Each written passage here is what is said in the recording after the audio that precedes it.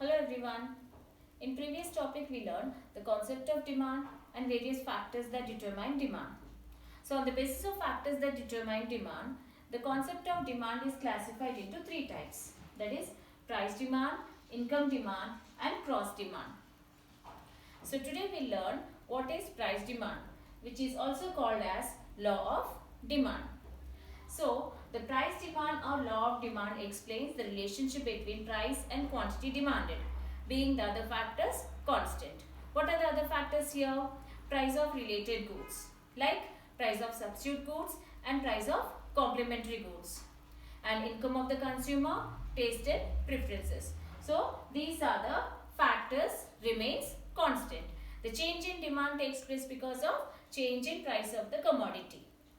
Like take an example, if price of commodity increases, so the quantity demanded will decrease and vice versa.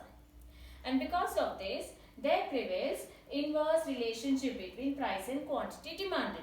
This relationship is also called as in negative relationship. So, the concept of price demand or law of demand is explained by Alfred Marshall. So let us see what is price demand in words of Alfred Marshall.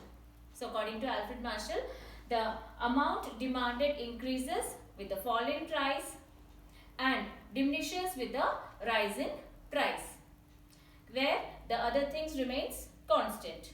So what are the other things here or other factors here? Price of complementary goods, price of substitute goods, income of the consumer and his taste and preferences. All these things remains constant. The change in demand takes place because of change in price of the commodity. So this can be expressed in the form of an equation as dx is equals to f of px.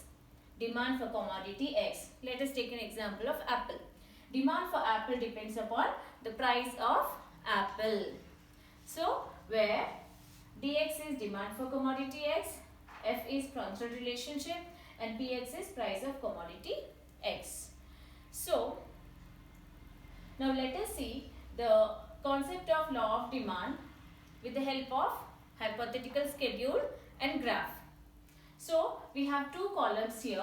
Column x, that is first column we have price and next we have quantity demanded, which is measured in terms of units.